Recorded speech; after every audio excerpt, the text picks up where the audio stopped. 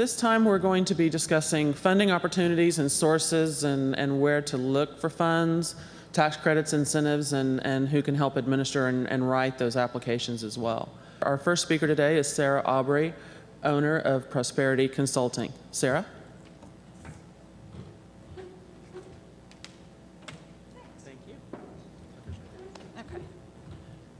Good morning, everybody. Thanks for hanging around to hear a little bit about funding and some opportunities. Kelly and I are kind of going to do this presentation for you here right before lunch, kind of jointly. We're each going to take 10, 15-ish minutes on either side and cover a couple of different aspects. And I actually started with this slide because I get asked a lot in groups that have had the chance to meet Kelly and I, and all of you know Kelly really well, and I know a variety of you, but not most of you. Well, how are we different? You know, how do we work together, and how are we not the same? And so I like to start with that. Obviously, you know Kelly works with you with GICA, and she represents you as a trade and as an industry, and she does a lot of grant funding with you that way. In my case, I work for myself, so clients will call, and if they want that kind of work done, if they want funding searches, they want a little bit of consultation around, if they want applications done, they let us know. So I usually just start with that in our case because people will sometimes ask that question. So feel free to visit with me after that today. We'll try to answer questions for you, and today I'm just going to try to provide some updates as well as some ideas. Mostly, I work in the areas of energy, entrepreneurship, renewable energy, ag as well, and environment. So with that background, I tend to do a lot of work with USDA, DOE certainly too, EPA also, but USDA has been an area where I work in quite a bit. So if you have projects that are in a rural area, that's very, very broadly defined, by the way, those of you who haven't worked with that agency, one of their definitions includes everything in as low as or as high as 50,000 in population or less. Now, those of us that live in rural areas don't think that's all too rural, but that's part of their definition. So if you have projects in smaller communities or on the edges of towns that may not be directly downtown or something like that, the USDA may be an agency that can assist you, and they do have funding for alternative energy of all kinds. But we'll see, sometimes that works out and sometimes it doesn't, which is part of it. So I put this up here because we haven't had too many jokes today. So I saw this slide, and sometimes I get very interesting reactions with this. When you're working with the agency, the one thing that you might find in the grants is they kind of look at alternative technologies of all kinds like this. You will find that many grant programs have a variety of things that all qualify at the same time. And fuels aren't really even on here, which is also kind of funny with this comic. So whoever did this wasn't very complete at all. But you'll find that's an issue with grant funding. For example, in one particular program I work with, I have done a grant at the same time in the same year, different applicants for geothermal, for flex fuels, for an energy efficiency upgrade with lighting, and a beer store. They upgraded their heating and cooling in their coolers, believe it or not, under the same program. So sometimes that's really frustrating to those of you if you're beginning to consider grant funding, because you may think of a program as so broad you can't understand how you would fit very well, and other times it seems so narrow that the definition seems like it ought to include the technology you're doing, and it doesn't. So grant funding can be a little frustrating, and happy to talk with you, and I know Kelly knows a lot about this type of thing and these frustrations too, to answer those questions when they arise. One other thing I wanted to cover, and then I think I'll go into some updates on some programs that I use, as well as some funding example ideas for you this morning. A lot of times when I work with entrepreneurs and business owners in particular, the concept of how do you get to the grant funds seems like really murky water. And it is at times, but I sort of built this graphic because people will always ask me, I don't understand when I get paid. And obviously that's the most important part of it, right? I mean, you don't look for a grant just because you're interested in investigating it. You're wanting to find out if you can access those funds. And then usually you're trying to find out if it's going to be too constrained or something like that you may or may not want to use it. But truly the process is part of it. So I put this up here because all grants start with that, the idea, but then we really have to go to what I like to call project. Every grant program is going to require you have some kind of clearly defined project. That project then has to basically fit into what they are looking to fund and the defined categories that they have available to you that day. But as long as we can really define what we have as a beginning and an end and the objective and how much it costs, that's really as you start to form a project. Basically, you can make a couple of choices then. You may have to form a team. Sometimes that's everybody in your organization, but other times it's a partnership. Organizations like Kellie's with GICA use partnerships all the time to make grant applications successful, because sometimes one business entity by itself isn't the right way that the agency wants to fund something. So that's a possible discussion you may have. You shouldn't necessarily rule out a grant program if your technology or the work you want to do fits, but you aren't the right applicant. Perhaps a team, as I put there, maybe makes sense. Then we kind of have to see, do we have any funding open? So that's why I've got application due date on there. Is it time now, or do we have to wait? Have we missed it for the year? Is it coming back? And you heard a little bit about potential funding yesterday here in the state from IDEM, and they had a grant program that's closed. They may be opening that again here later in the fall, so you kind of have to really work around that date. But only about that time is it time to contact the agency and kind of get to know them. They're your gatekeepers, and they are the ones who are going to not only accept your grant, but review that, administer it.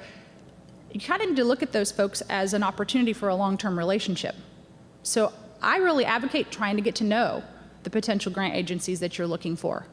It doesn't mean that just because you get to know them, they're going to be more likely to fund your project. I don't know that that's true.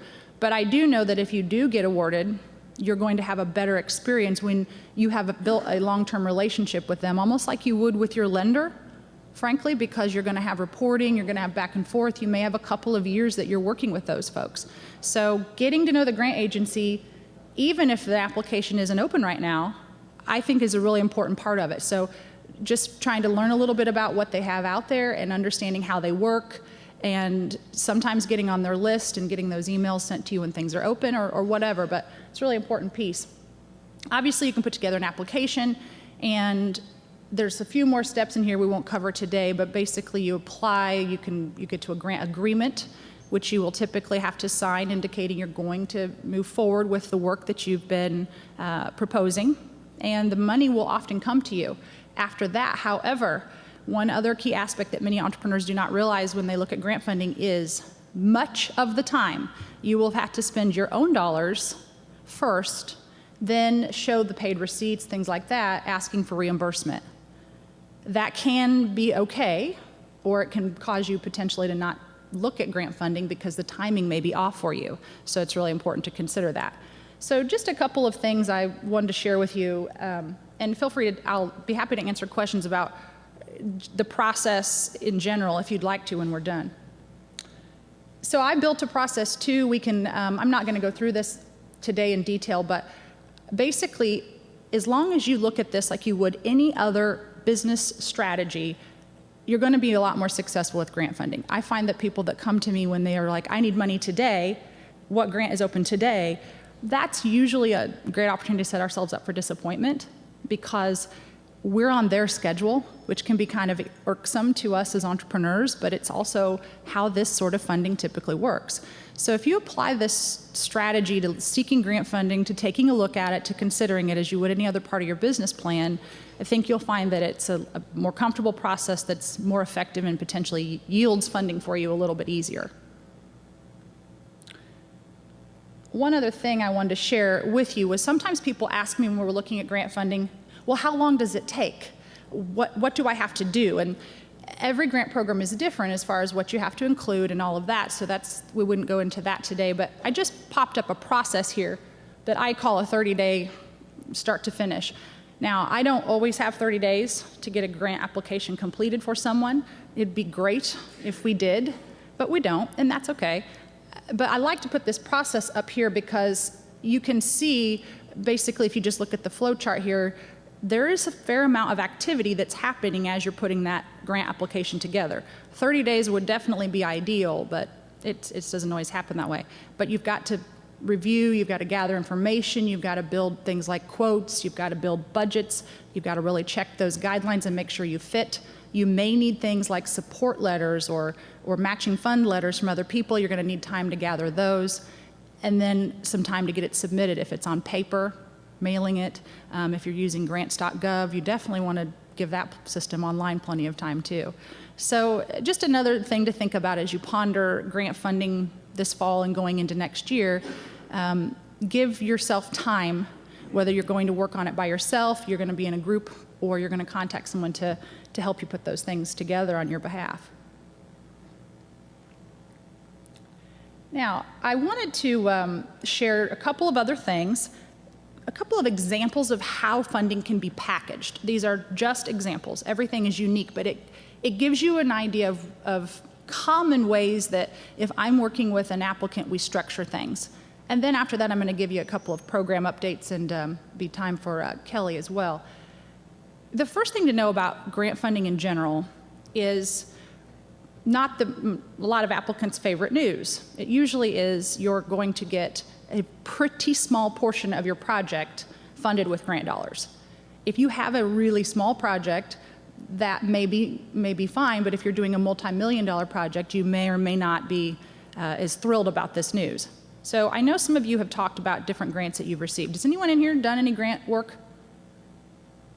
A couple of you guys? Yeah, you have. He talked about some of the grants that he did for the station installation. Right. Do you recall, if you can, what kind of percentage that your grant covered for what you were looking to do? About 50% in that case. Great. So that's a pretty good scenario for me.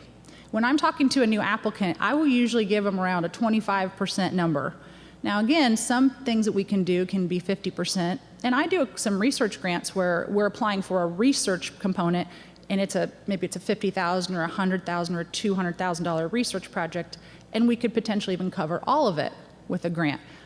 But I have to say, I do want to tell you, for installation kinds of projects like you may be looking to do with infrastructure, sites, that kind of thing, 25% up to that 50% is a pretty solid expectation.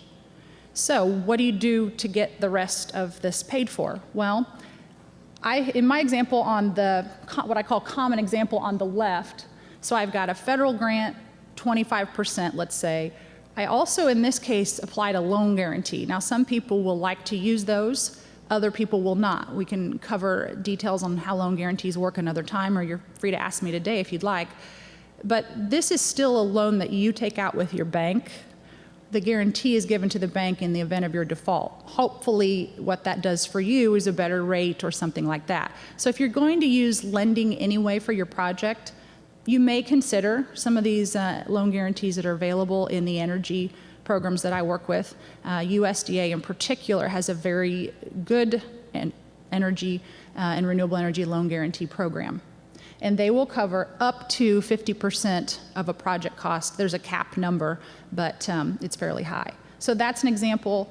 You may bring your own private equity or an investor or the developer of the project or the technology for that range. And then you may have to have another loan that's not guaranteed or bringing in 15% cash or something like that. The reason I show these examples is because even though the grant's only going to cover whatever percentage it's going to cover, like in his case, he said, well, I think I got about 50% for the project. For most grant programs, you'll have to share that with them when you apply where the other funds are coming from. So that's why these examples are something that usually you have to work through on the front side. You can't just apply for the grant. Okay, I'm going to apply for this 25% grant. When I get that grant, I'll figure out the rest. The agency is going to want to know where you're going to figure out the rest up front in most cases. So you may have to provide that documentation, which is why I say partnerships can sometimes really lead to more successful use of grant funding, because if you don't have the cash today, perhaps an organization or another individual does, they can support you with even a letter indicating if the grant is awarded, this is what we will do. Sometimes that makes for the case that you may have to make with the agency. So just a couple of thoughts on that. Okay. I tell you what I wanted to cover, and then I'll move to Kelly. So I've just got a couple more things here for you. Anybody here familiar with the Farm Bill that's going through? Has been for a while in Congress. Now, you may think that's not the most likely subject for us to cover today with this group, but actually it's pretty relevant. USDA's Farm Bill has an energy title. That is where the grant funding that I commonly use for those projects in areas 50,000 or less basically comes from.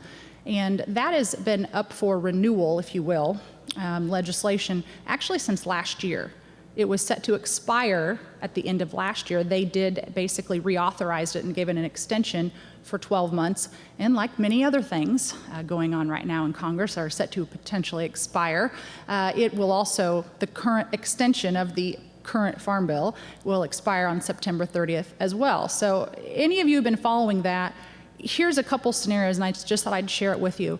There are possible funding dollars for projects such as what you're doing in this program. The Renewable Energy for America program, REAP, I've done probably more than 1,000 of those for projects of all sizes.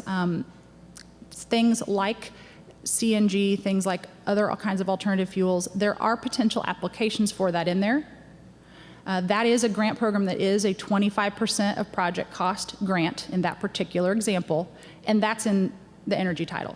So what could happen? Well, if they do another extension, the current limitations around that will be there, and if that's the case, that program will probably open up around March and probably be due around May. That was what happened this last year. If they do not extend it and they do a new bill, they're looking for a 5-year Farm Bill actually right now, the energy title is still in there. It's actually a little broader, encompasses some of these other opportunities like CNG a little bit more specifically, which is positive in the case of those of many of you in the room. The issue is the Senate's a little bit more friendly to that energy title program than the House right now. The House has funding, but it's not mandatory. The Senate was hopefully looking for baseline funding for the energy title. So that little argument has yet to be worked out by Monday, and I don't know that I think that it will be, but there's a lot of talk that maybe they will be able to do something at least by the end of the year and have the program ready to implement in January, February, or March. But if you're interested in funding and you've got projects that occur in, like I said, rural areas, that kind of thing, you might keep an eye on where that's going.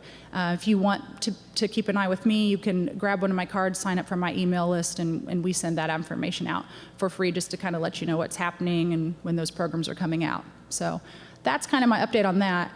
Another area that I'm looking at a lot, and then I'm going to transition to Kelly, I'm looking a lot more these days at foundations. And corporate foundations, community foundations, and private foundations for funding in the energy space. Has anyone ever used funding from there? Anybody? Nobody. And most of my applicants have not. Now, most people would say, well, usually you have to be a 501c3 or a nonprofit, and that's definitely common. We usually would see nonprofits doing that.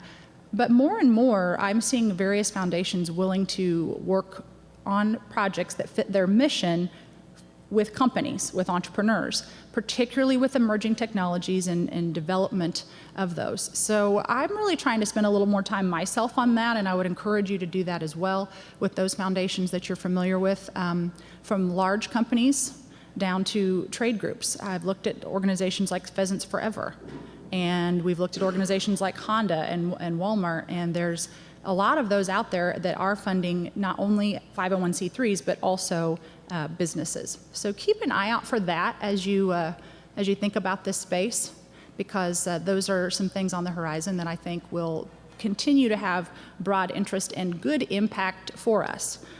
The only caution is your missions, and do you align? Sometimes the foundations are going that you may look at, you really have to take a look at what else are they funding and what other groups are they supporting, and make sure you feel comfortable being on that press release sitting next to some other project that may have a little different political bent than you perhaps, or philosophical bent than you do perhaps. And so that's an issue that a lot of entrepreneurs do have with taking foundation funding, and I've looked at a lot of programs and found various ones that would technically fit for us.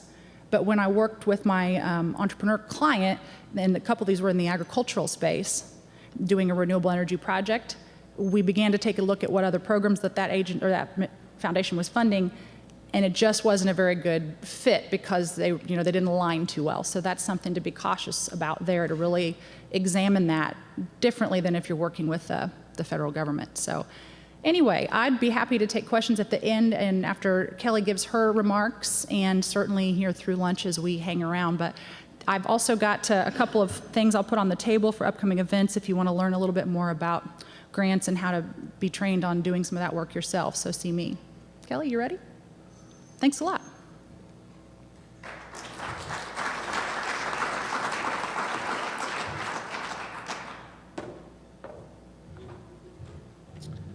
Thank you, Sarah. That was wonderful.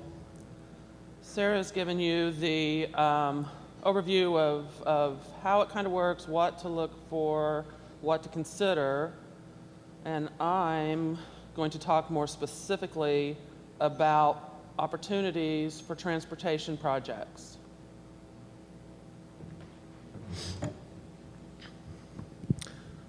So I think all of you know me, but to introduce myself again, I'm Kellie Walsh, Executive Director for the Greater Indiana Clean Cities, and we're going to talk a little bit about funding options and opportunities.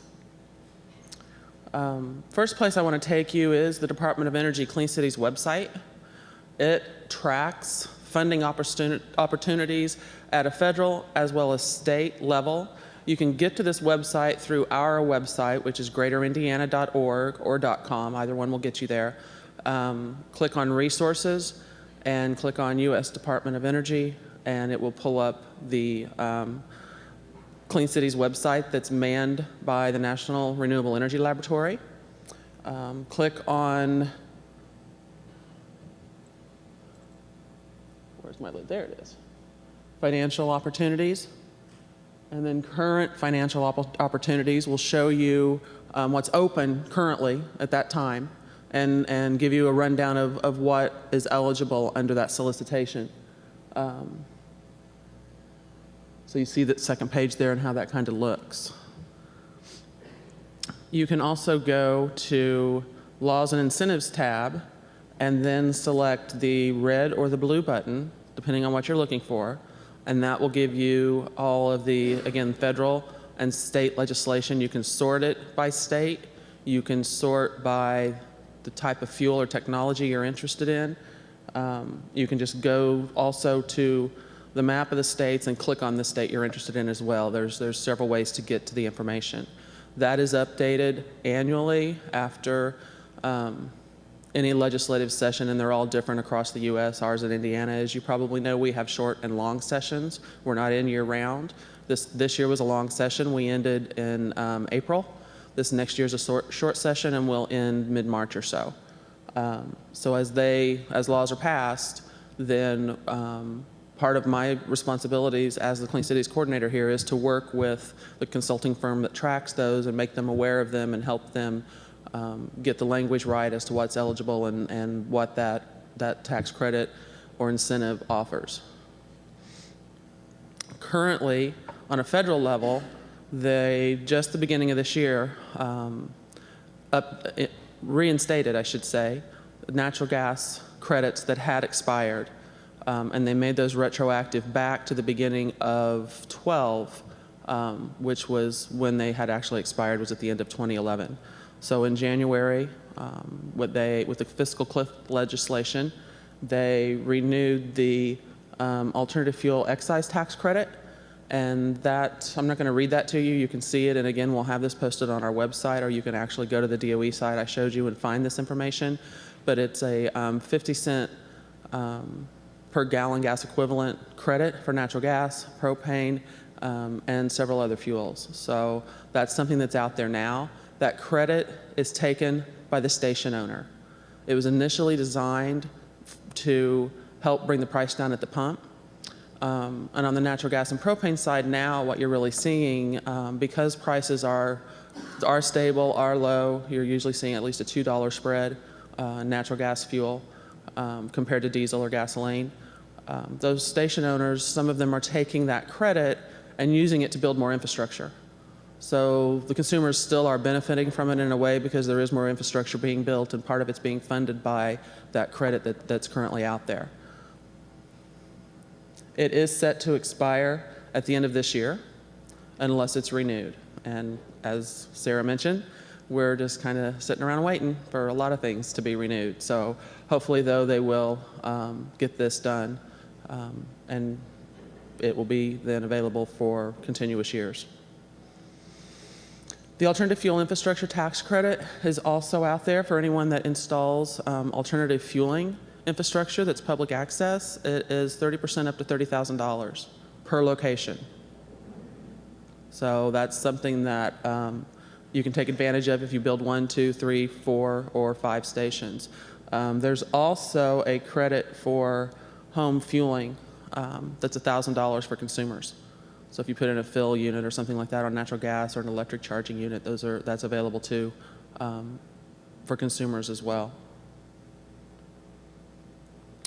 As we've talked about a couple of times through the conference, in Indiana this year, Representative Randy Fry from District 67 over near Greensburg passed 1324, which is a natural gas bill for a fueling or a vehicle credit, excuse me. It was signed by Governor Pence on May 11th, and it provides a credit for Class 8 vehicles of $15,000 per vehicle with a maximum of 10 vehicles that you could take a credit on per year per entity. This is a bill that expires at the end of 2016. And I've got those dates in there wrong, I apologize. We thought it was going to be effective July 1st, as Representative Fry said on Monday if you were here for that session. But what they ended up doing is because they waited until they were collecting some taxes and had some funds available to put that into place. So it goes into place January 1st of next year. So that note is incorrect there on that fifth bullet. It goes into effect January 1st of this next year, and it ends and expires December 31st of 16. And again, you can take that for 10 vehicles, an entity per year. It is expected to be around $3 million in the credit, in the pot of funds, if you will, total. That's being funded through the retention of sales tax on natural gas fuel and on propane fuel in the state. So the carriers basically have given up their exemption for that 3-year period to fund this credit, so it's sort of a pay-to-play, I guess you could look at it. The intent of the legislation was to help put more of these Class 8 trucks on the road. They use the majority of the fuel across the U.S., and the thought is that with more of these trucks going into operation sooner rather than later, it's going to spur the development of the infrastructure. And as I reviewed in my presentation this week, and as Chris talked about earlier in his presentation, that has, I think, been a part of the fast and rapid expansion of natural gas infrastructure. A lot of fleets, especially carrier fleets, are now moving towards natural gas, both C and LNG. Additional items in the law is that it extends the weight for Class 8 vehicles that are running on natural gas by 2,000 pounds. So instead of the 80,000 pound limit, it's now 82,000 pounds. Let's see. Yeah, it is billed on excise tax will now be charged at the pump instead of purchasing stickers for both propane and natural gas vehicles. In Indiana, and other states as well, you have to buy a sticker for every vehicle you have that runs on either of those fuels. The price is based on the size of the vehicle, and that goes away January 1st, and that excise tax is moving to the pump on a gallon gas equivalent basis. So it's going to also equalize the road fees, if you will, because the excise tax goes to road repair in Indiana. So it's going to increase our road funds by about $7 million in the state is what they're anticipating.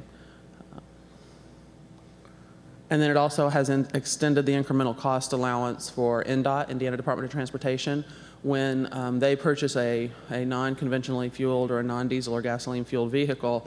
They were only allowed to pay 10% over that base price of that vehicle. They now can go to 20% over. And with some of those systems, depending on what they're purchasing, that was a needed extension for them.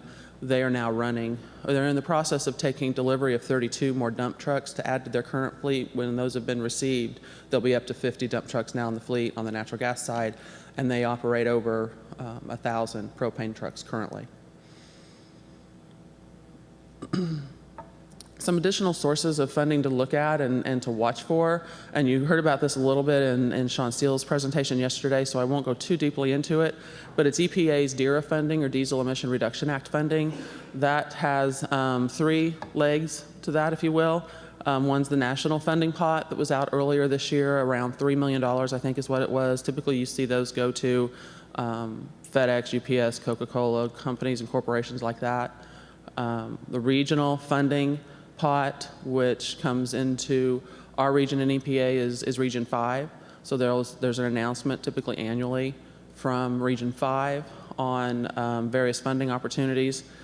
Typically these are all diesel projects that they're looking to repower or replace older model diesel engines. The current model year they're looking at right now is 2002 and older. They're trying to get those older, more polluting, if you will, engines off of the road by repowering them to newer diesel engines or with an alternative fuel. They also will fund diesel oxidation catalysts, diesel particulate filters, sometimes skirting that you see on the side of the carriers too, to help cut down on wind resistance and so forth. And then there's an amount allocated to the states for them to utilize in their own individual states as they see fit. And in Indiana, they've had now for about 7 years the Diesel Wise program. And it also will fund diesel particulate filters, diesel oxidation catalysts, repowers sometimes, cab heaters, to cut down on idling, those types of technologies. And then, as Sean also talked about, there are usually those who exceed their emission limits get fined, and they have descent decrees put upon them that they have to pay, anywhere from $500,000 to several $1 million, depending on the severity of the fine or of the infraction. And those funds can typically be negotiated to be used for alternative fuel or emission reduction projects in the area where the fine was incurred. I am working with my counterpart to the north and a few organizations like the Sierra Club and the Indiana Wildlife Foundation and Hoosier Environmental Council and some others to right now develop an RFP for funding that we have through a descent decree on AEP, an electric utility that covers various areas around the state. This particular fine was incurred at their Rockport facility, and so we will have an announcement by the end of this year for clean diesel projects around that facility. It's a $500,000 fine, and you can watch for that notice to come out through our email and newsletter system to give you an idea of what's going to be eligible in that funding. We haven't fine-tuned all of that yet, but I wanted to mention that so you were aware there'll be something coming yet this year. If we don't award all the funds in that area, then we'll expand it out until all the funds are awarded. So there could be 2 to 3 to 4 announcements with this funding based on the projects that we receive in. State Energy Office funds. Don't want to put Tristan and Megan on the spot necessarily, but upon occasion, they have funding that SEP funds is what they're called, State Energy Program funds, through their block funding that is occasionally put out for alternative fuel projects. I've been fairly successful in getting funding for Best Way Express that spoke at lunch yesterday. The funds he received came from that project, and several others around the state that you just watch for it from time to time. Typically it comes out, with the state's fiscal year being July 1st, it is typically announced when they're going to have funding, usually around the August-September timeframe. So perhaps next year we'll see something announced for opportunities through the State Energy Office. DOE Clean Cities program, we have solicitations occasionally as well. The last one was ERA funding through the Recovery Act, and that pot was the largest pot Clean Cities had ever seen. It was $300 million that went out competitively. It funded pretty much anything and everything in alternative fuels and technologies that were commercially viable and available. And we were one of 25 recipients that received in partnership with our energy office. They were the applicant and the grant managers and administrators. We received a little over $10 million and had 9 different partners in that grant. We funded, well, we had projects that covered everything except biodiesel or electric vehicles. and we just didn't have any partners come to us that had interest in those two fuels at the time, or those technologies, that technology at the time. But it was part of what launched NDOT's program, put in 115 propane stations for them around the state that allowed them then to roll their light-duty fleet to propane, help them with the initial purchase of their dump trucks, several other projects as well. The Fair Oaks station and the Fair Oaks Dairy received some funding from that. That information on who those were and the types of projects were all on our website. And I'm going to go back to that in a minute when I'm talking about project development and planning and preparation for making an application. And then CMAQ funds, Congestion Mitigation and Air Quality Funds, which are typically managed by the metropolitan planning organizations in the region. They are federal highway dollars that can be used for alternative fuel projects if you're in a non-attainment or a maintenance area. And those are definitions of areas that are out of compliance with their emission levels. So if you're non-attainment, you're not attaining the level of emissions that you're required to, and they will allow you to use these funds to reduce those emissions, to help alternative fuels out on the roads instead of diesel or gasoline, to help bring the emission levels down further and to get you into maintenance and then compliance.